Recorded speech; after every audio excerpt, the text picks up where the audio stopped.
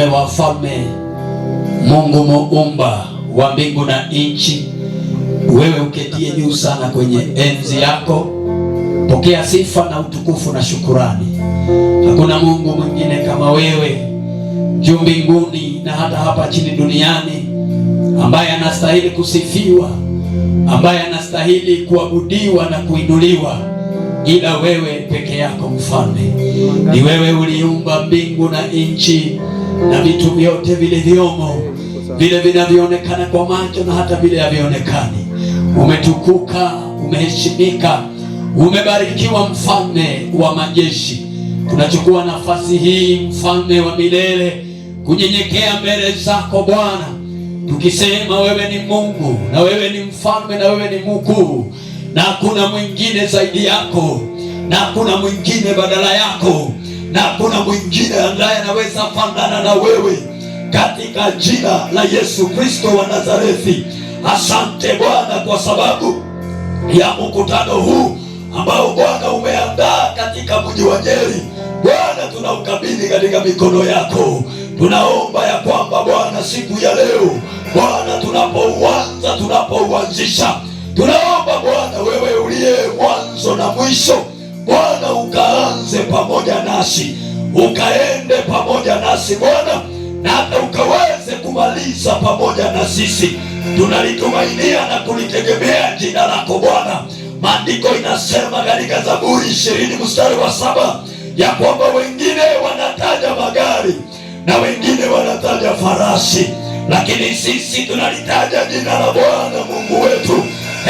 Mkutano huu Bwana, kongamano hili Bwana, ni kwa ajili ya kulitaja jina lako, ni kwa ajili ya ufalme wako, ni kwa ajili ya uweza wako, ni kwa ajili ya ukuu wako, ni kwa ajili ya utawala wako Bwana. Na ndiyo maana tunakualika Bwana ya kwamba ukaweze kuchukua ushukani Bwana. Tamalaki Jehova Jaire, tawala juu ya mkutano Bwana, kuanzia mwanzo hadi mwisho, katika jina la Yesu Kristo wa Nazareti. Asante kwa anga ya mji huu, asante kwa maji ya mji huu, asante kwa ardhi ya mji huu. Asante Baba, tunazitiisha chini ya mamlaka yako, chini ya utawala wako, chini ya nguvu zako, chini ya uweza wako Bwana. Tunaomba ukashuke, ukaonekane, ukatawale, mfalme wa majeshi, katika jina la Yesu Kristo. Asante kwa sababu ya kile umepanga na umekusudia kufanya kupitia kwa mkutano huu. Tunajua Ayubu anasema 42 unaweza mambo yote, na kwamba makusudio yako hayawezi yakazuilika. Kwa hivyo tunatangaza na kukiri ya kwamba makusudi yako Jehova juu ya mkutano huu yanaenda kutimia, yanaenda kutendeka, ili julikane wewe ni Mungu, ili tambulike wewe ni Bwana, katika jina la Yesu Kristo. Tunaubarikisha mkutano huu kuanzia leo Alhamisi, Ijumaa, Jumamosi na Jumapili. Bwana, tunazichovya siku hizo kwa damu ya Yesu Kristo. Asante kwa wale umeandaa na wale umekusudia na umepanga Bwana waingie katika mkutano huu. Tunawaombea na tunawabariki, tunasema ni asante kwa sababu ya huu mkutano, kuanzia mwanzo hadi mwisho. Wewe ndiye mfalme mkuu na wewe ndiye Mungu mkuu ambaye utaonekana na utajitukuza kwa njia kubwa, kwa jina la Yesu Kristo. Baba, kwa mamlaka umetupa, tunainuka kinyume na kila nguvu zote za giza. Luka 10:19 umetupa mamlaka na amri ya kukanyaga nyoka zote na nge na nguvu zote za yule adui, na kwamba hakuna chochote kitakachotudhuru. Na kwa hivyo Bwana, kwa mamlaka hayo tunainuka kinyume na kila nguvu zote za giza, mashetani, maroho za kutumwa, za kujituma, za kurandaranda ovyo ovyo. tunaziteka nyara, tunazifunga kwa mamlaka katika jina la Yesu Kristo. Ancestral powers, territorial powers, marine powers, we bind them, we destroy their kingdom and their power in the name of Jesus Christ. Father, we lift your glory. Yes, we lift your kingdom, we lift your kingdom, we lift your presence, oh God. Yes, we lift your word, we lift your name katika mkutano huu, katika mji huu. Bwana tawala, Bwana tamalaki, kwa jina la Yesu Kristo tunanyamazisha sauti zote ambazo zinanena kinyume na kongamano hili, kinyume na mkutano huu, sauti zote zinazonena kwenye anga kule ardhini na majini, Bwana, tunazinyamazisha hizo sauti katika jina la Yesu Kristo. Yes, we will silence negative voices, demonic voices, satanic voices. Yes, katika jina la Yesu Kristo. Vyombo hivi Bwana tunaviweka wakfu Jehova, kila kitu hema hii, viti hivi Bwana, vyombo vyote vinavyotumika Bwana kwa ajili ya conference hii, tunaviweka wakfu kwako, tunaviweka mikononi mwako. Mashetani haitaweza kugusa chochote Bwana, mashetani ya kuchoma vyombo, mashetani ya kila aina, yote tunayafunga kwa jina la Yesu. Father, we thank you. Take over, Lord. May you take over, our Father. May you reign as King. May you reign as the Lord. May you take over as the King of glory. Yes, my Father. May you be manifested, oh God, in this place, in this conference, oh God. Let your will be done, Jehovah God. Remember your servants, oh God. Led by Bishop Ugogi, my Father, and the chairman, O King of the glory of the servants of God in this town. Father, remember all the servants of God whom you've chosen, whom you've dedicated, my Father, King of the glory, to stand in this conference, O God. Wherever they are, we are speaking a covering, we are speaking blessings of God upon their lives, O God. Yes! May you bless them, my Father. We thank you because of the word that you have given them, my Father, because of this conference. In the name of Jesus Christ, that your will is going to prevail, that your will is going to stand. In the name of Jesus Christ, ya kwamba mapenzi yetu sisi kama watu Bwana haitasimama, mapenzi ya kibinadamu haitasimama Bwana, bali mapenzi yako mfalme wa mbinguni ndiyo itasimama. Na ndiyo maana tunaomba, let your kingdom come and let your will be done in this conference, oh God, in this town of Jerry, my Father, as it is in heaven. In the name of Jesus Christ, we thank you and we bless you. Thank you for the singers. Thank you, my Father, for the ministers. Thank you for each and every person ambaye atahusika, ambaye Bwana atasimama katika sehemu kwa ajili ya mkutano huu. Neema yako Bwana ikawe juu yake kwa ajili ya utukufu wa jina lako. Umeinuliwa maana wewe ni Mungu, umetukuka maana wewe ni mfalme. Tunakupenda na tunakuenzi, na ni kwa jina la Yesu Kristo aliye Bwana wetu na Mwokozi tunaomba, tunaamini na tena tunashukuru. Kila mtu aseme amina. Pigia Bwana Yesu makofi mazuri. Kanisa, Bwana Yesu asifiwe. Asifiwe tena. Asanteni sana. Tunamshukuru Mwenyezi Mungu ambaye ametupa nafasi ya kuweza kuwa hapa katika mkutano huu. Nataka niseme ya kwamba nimesimama tu kwa sababu ya introduction, why we are here, who are we, na itakuwa ni vizuri. Bwana Yesu asifiwe. Kwa hiyo hapa tumekuja kwa sababu ya kanisa la Nyeri, ama kwa sababu ya kanisa la Kenya. Na kuja kwetu hapa, tumekuja hapa kwa sababu ya huduma ambayo inaitwa huduma ya kurejesha, ama huduma ya urejesho ya mwili wa Kristo. Inaitwa Mission of Restoring the Body of Christ. Huduma hii inahusu nini? Huduma hii inahusu kurejeshwa kwa mwili wa Kristo, ama kuponywa kwa ajili ya mwili wa Kristo, ili baadaye mwili wa Kristo ukisharejeshwa na ukishaponywa, basi pia taifa letu liweze kupitia kipindi cha kuponywa, kwa sababu tunajua sisi wote ni mashahidi ya kwamba taifa letu ama nchi yetu inahitaji uponyaji wa kiungu, na tunajua ya kwamba kanisa ndilo huwa linabeba taifa, na kanisa ndilo lina uwezo wa kusimamisha taifa. So kanisa likiwa na udhaifu fulani, ni kusema ya kwamba linaweza likashindwa kusimamisha ama kubeba taifa ama kubeba nchi.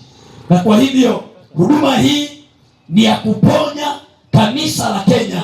Kwa hivyo tuko hapa kwa ajili ya mwili wa Kristo. Nataka tu niseme ya kwamba mgeni ambaye tuko naye na yule ambaye ameandaa mkutano huu ni huyu mtumishi wa Mungu ambaye anaitwa Pastor Rosemary Wanjiru Kamau, na yuko pamoja nasi. Ningependa tumpigie makofi mazuri kwa sababu yuko hapa katika jina la Yesu Kristo. Bwana Yesu asifiwe. Huyu ndiye mtumishi wa Mungu ambaye Mungu amembebesha mzigo huu, ambaye Mungu amempatia neema hii kwa ajili ya kutembea taifa la Kenya, ili aweze kuponya kanisa na aweze kurejesha kanisa katika hali ambayo Mungu mwenyewe amependa, na itakuwa ni vizuri. Kwa hivyo tumetunukiwa na tumeheshimika kuwa pamoja naye mahali hapa siku ya leo katika jina la Yesu Kristo wa Nazareti. Na kwa hivyo nataka sasa hivi mimi nitaongea tu kuhusu mada hii yetu. Niliona mada ya mkutano huu ni katika Mambo ya Nyakati wa Pili. Kwa hivyo ningependa tufungue Biblia zetu katika 2 Chronicles chapter number 7 verses 14. Inasemaje? So 2 Chronicles, Mambo ya Nyakati wa Pili 7 mstari wa 14.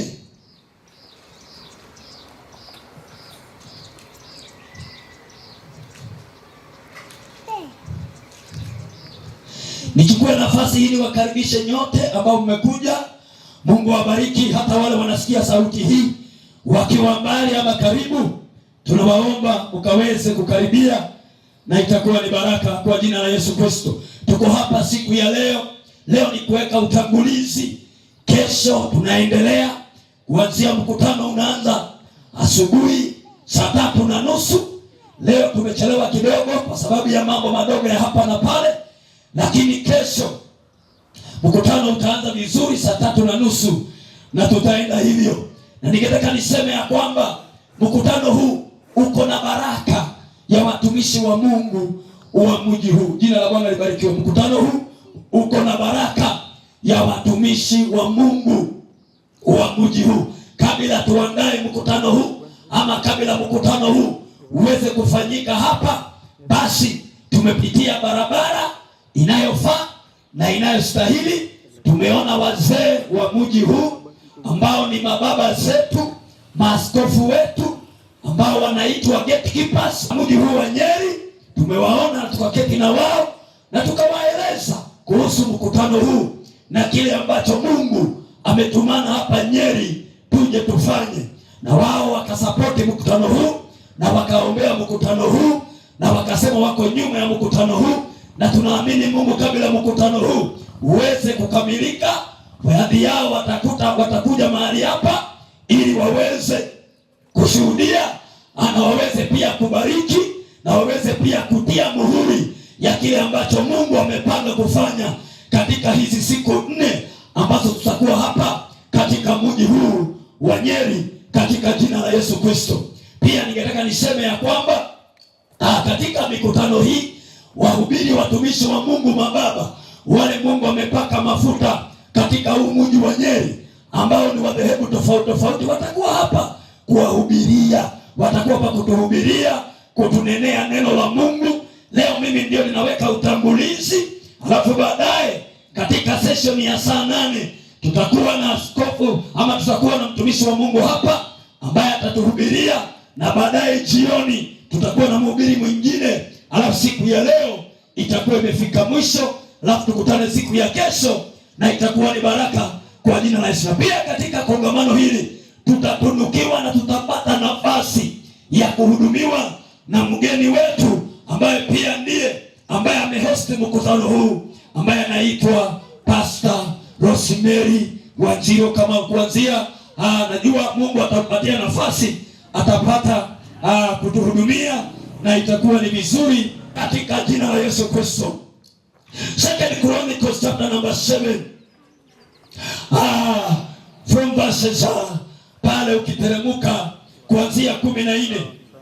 Na wale wanijui kwa majina yangu, inaitwa mtumishi wa Mungu Isaac Kamau, na nimeokoka. Yesu ni Bwana, na mimi natoka sehemu za Bungoma, huko ndiko ninatoka. Kwa hivyo nimetoka mbali sana kuja kuleta habari njema hapa katika mji huu wa Nyeri, na mimi nahubiri na kanisa inaitwa Calvary of Hope. Mungu awabariki na watende mema wale ambao mnanisikiliza katika jina la Yesu Kristo. Nitaendelea kuwa pamoja nanyi mpaka mkutano huu uweze kukamilika na kuisha katika jina la Yesu. So, Second Chronicles chapter number 7 verses 14.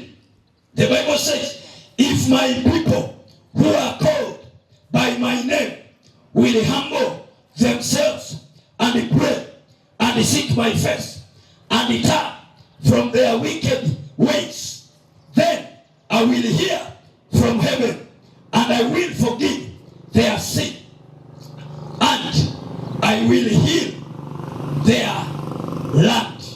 Bwana Yesu asifiwe sana. Kwa Kiswahili nasema, ikiwa watu walioitwa kwa jina langu watajinyenyekesha na waombe na wanitafute mimi Mungu na waziache njia zao mbaya, ndipo mimi Mungu, maandiko inasema ya kwamba nitasikia nikiwa juu mbinguni na nitawasamehe dhambi yao, na baadaye nitaponya nchi yao. Jina la Bwana wetu liweze kubarikiwa.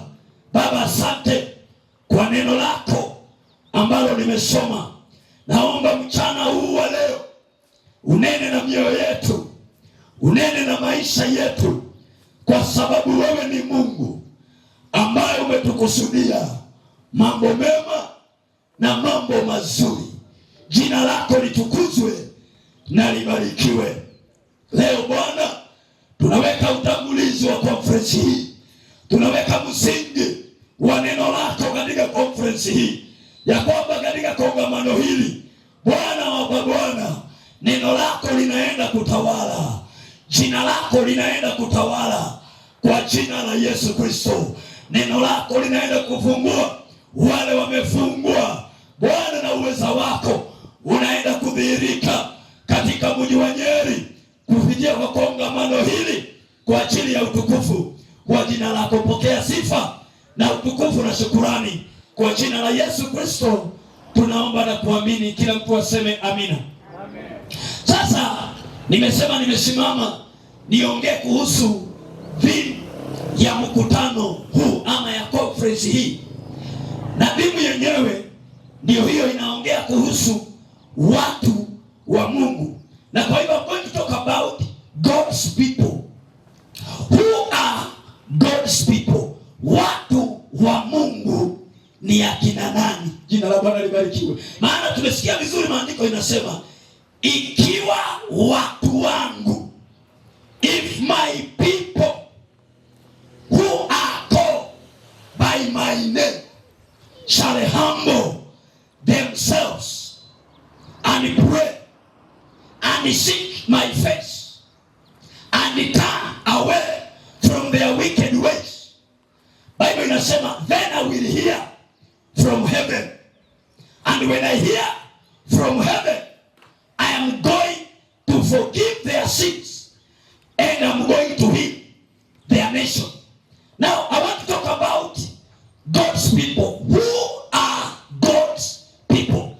Hawa watu ambao Mungu alikuwa anaongea habari zao akisema, ikiwa watu wangu walioitwa kwa jina langu. Kwa hivyo hawa watu wa Mungu, jambo la kwanza ni watu ambao Mungu ameita. So God's people, number one, they are the people that God has called. Sema amen. Amen. Kanisa ni kuitwa, limeitwa na Mungu. Mjue kanisa liko hapa duniani. Kanisa halijaenda mbinguni. That's why kama Mungu anaenda kutumia watu, kama Mungu anaenda kuponya kanisa ama kuponya taifa, lazima kuwe kuna watu wa Mungu ambao wanajielewa ni watu wa Mungu na wajue ni kuitwa, wameitwa na Mungu. Semeni amen. Kanisa hatujajiita wenyewe. Are you hearing me? Kanisa hatujajiita, ni Mungu ndiye ametuita, na Mungu hajatuita bure, ametuita kwa kusudi lake. Are you hearing me? Tumeitwa kwa kusudi la kiungu. So God's people are the people that God has called. Sema amen. Amen. Nataka nisome kitabu kingine kidogo hapo inisaidie na hiyo point. Exodus 9:13 inasemaje? Nisomewe Exodus 9:13 inasemaje? Exodus chapter number 9 verse 13. Nataka mtu anisomee. Sijui mimi mwenyewe nisome. Wacha nisome kwa sababu ya kukapcha hapa kwa video. Itakuwa vizuri. Exodus chapter 9. Hallelujah. Amen. Exodus ni Kutoka 9 mstari wa 13.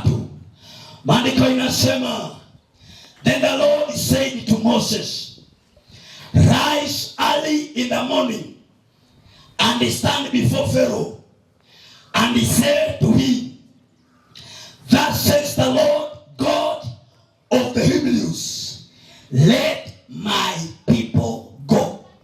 Hello? I'm talking about God's people. Hallelujah. Let my people go. Let my people go. Why? So that they may serve me. For at this time I will send all my plagues to your very heart, and on your servants, and on your people, that you may know that there is none like me in all the earth. Jina la Bwana libarikiwe sana. Sema amina. Hapa tunaona Mungu akiongea kuhusu watu wake, my people. Ukumbuke pale Mambo ya Nyakati anaongea if my people, ikiwa watu wangu. Kwa hivyo ni kusema Mungu ako na watu wake, na ndio hao watu wake ndio tunaongea habari zao. Ni akina nani? Jambo la kwanza tumesema ni watu ambao Mungu ameita. Na amewaita watoke wapi? Amewaita watoke katika mambo ya kidunia. Jina la Bwana libarikiwe. Wanaishi duniani na wako duniani, lakini lifestyle ya kidunia, hiyo ndio Mungu amewaita watoke ndani yake. Are you hearing me? Watoke ndani yake. Sikilizeni kanisa la Mungu. Kama kanisa la Mungu lazima tutabadilisha dunia. Kama lazima tutabadilisha Kenya.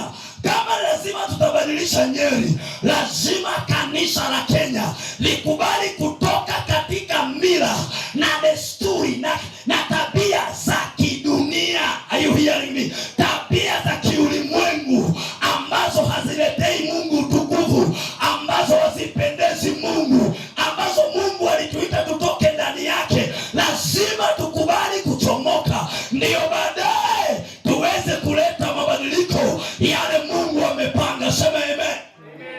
Tunaona hapa Mungu anasema na Musa, anamwambia Musa, enda kwa Farao na uende asubuhi na mapema, kabla hajaamka, kabla hajaenda kukutana miungu yake katika ule mto ambao unaitwa River Nile.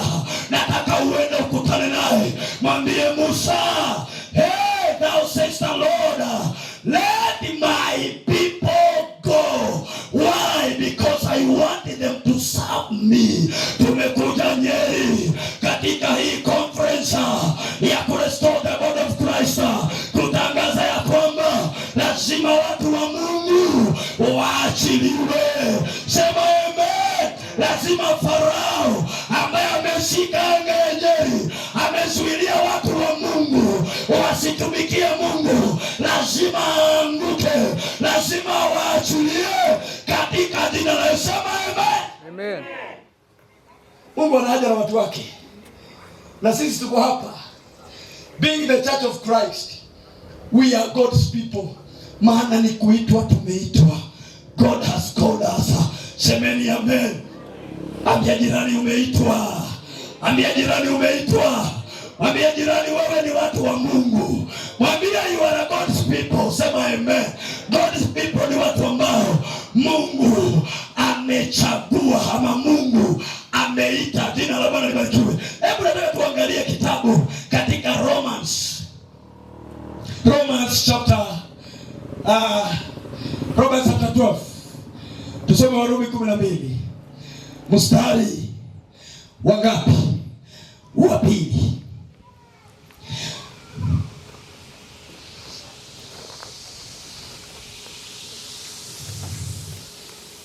Romans 12 mstari wa pili. 12 mstari wa pili. Warumi. Maandiko inasema, and do not be conformed to this world, but be transformed by the renewing of your mind, that you may prove what is that good and acceptable and the perfect will of God is. Jina la Bwana libarikiwe. Angalieni hapa, Mungu pale katika mambo ya nyakati anaongea kuhusu watu wangu, ikiwa watu wangu. Kwa hivyo sio watu wote Mungu anaangalianga. Ana special concern na watu ambao wanaitwa watu wake. Jina la Bwana libarikiwe. Sasa watu wake ndio wanafanya. Musa anatumwa, anaambiwa enda Misri, ambia Farao kuna watu wangu Misri, ninataka waachilie. Hao watu ni akina nani? Ni wana wa Israeli. Enda uambie Farao awaachilie waende, maana ninataka wakanitumikie. Jina la Bwana libarikiwe. Hata nikwambie, kwa sababu Mungu anakuanga na wivu na watu wake. Farao alipokuwa anafanya moyo wake kuwa mgumu asiruhusu watu wa Mungu waondoke, Biblia inasema Mungu aliachilia mapigo mengi sana katika nchi ya Misri. Aliachilia mapigo mengi sana katika hata nyumba ya Farao, mpaka ilifika kiwango mpaka firstborn wa Farao akafariki. Jina la Bwana libarikiwe. Maana Mungu alikuwa na haja na watu wake. Tumekuja kutangaza hapa Nyeri, watu wa Mungu lazima waachiliwe. Watu wa Mungu lazima waachiliwe. Haijalishi ni nini kimewashika. Jamani, haijalishi ni nguvu gani zimewakamata, haijalishi ni madhabahu gani ambayo inaongea kwa maisha yao. Tumekuja kutangaza hapa Nyeri ya kwamba lazima watu wa Mungu waachiliwe, maana Mungu amewaita. Mungu amewaita. Mungu amewaita. Mungu amewaita. Mungu amewaita watu wake kwa sababu anataka wamtumikie, na lazima waachiliwe kwa jina la Yesu. Amen. Sasa if you want to know vile Mungu anakuwa na special care na watu wanaitwa God's people, ukisoma Biblia Nyakati inasema watu ambao Mungu atatumia kuponya taifa wanapewa sifa. Si kila mtu, ni watu wake. Ayubu ni watu wake, sio kila mtu.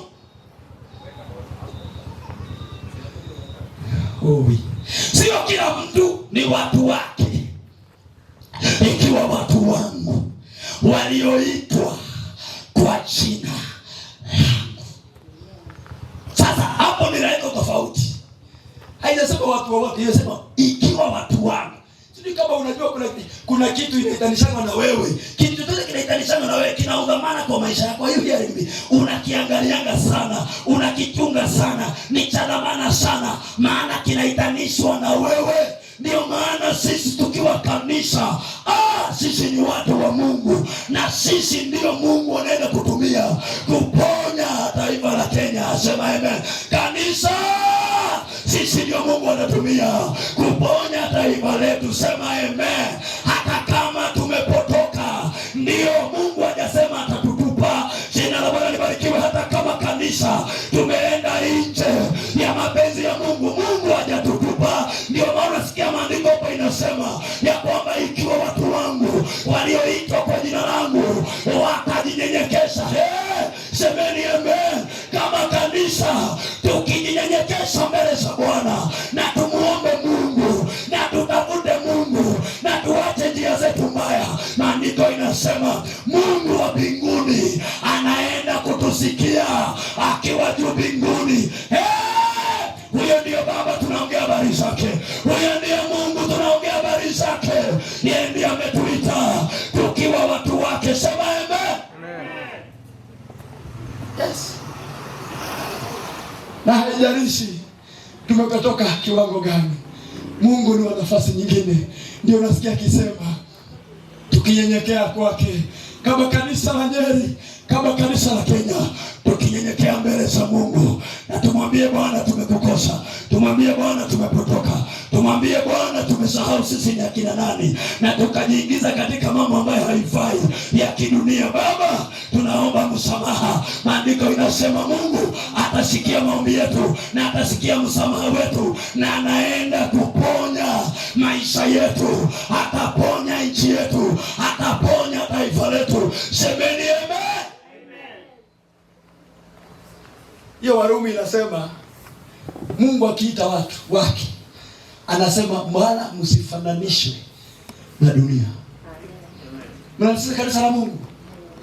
Kanisa lazima tujielewe ya kwamba hata kama tunaishi duniani, kuna vitu za kidunia hatujaruhusiwa kufanya. Mnanisikiliza? Kuna lifestyle ambayo inaishwa, inakaliwa na watu duniani ambayo sio yetu. Ikiwa Mungu atatembea na sisi, ikiwa Mungu atatutumia kutimiliza makusudi yake, lazima tuelewe kuna standards za Mungu, kuna viwango vya Mungu.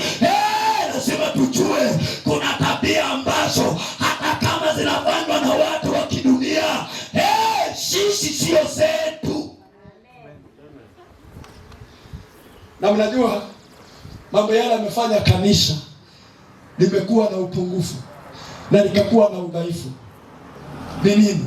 Ni kanisa kufanya mambo ambayo watu wa dunia wanafanya. Tunajisahau, tunakosa kujua ya kwamba sisi sio wa dunia hii. Jina la Bwana libarikiwe. Sisi sio wa dunia hii. Kwetu ni mbinguni. Lifestyle tunakaa, tunafaa tuishi lifestyle ambayo inapendeza Mungu, lifestyle ambayo inavutia uwepo wa Mungu, lifestyle ambayo Mungu akiwa mbinguni akiiona anafurahishwa na sisi.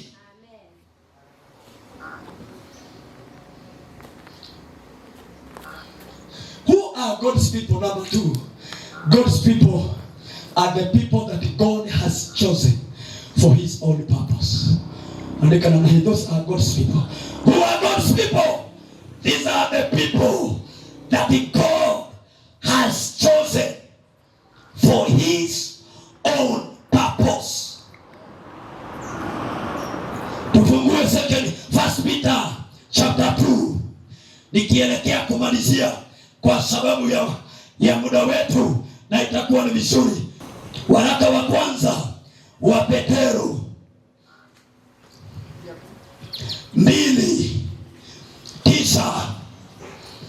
Waraka wa kwanza wa Petero 2 mlango wa 9. Who are God's people? Number 1, God's people are the people that God has called. Number 2, who are God's people?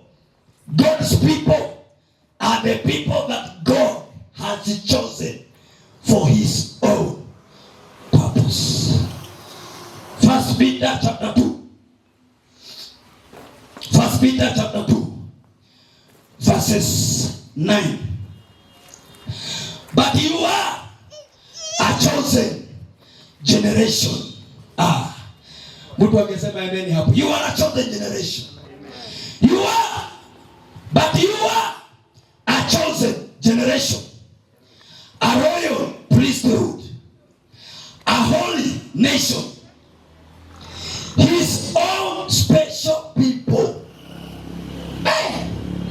That you may proclaim the praises of him who called you out of darkness into his marvelous light. 10.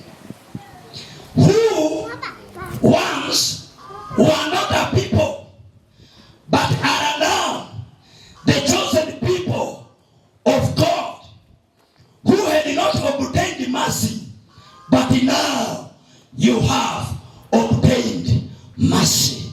Sema amina. Bwana sifiwe. Number 2 are God's people. God's people are the people that God has chosen for his own purpose.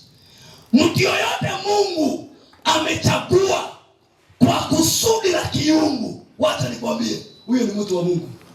Tena huyo mtu Mungu anamwangaliaga sana. Ni kipenzi cha Mungu.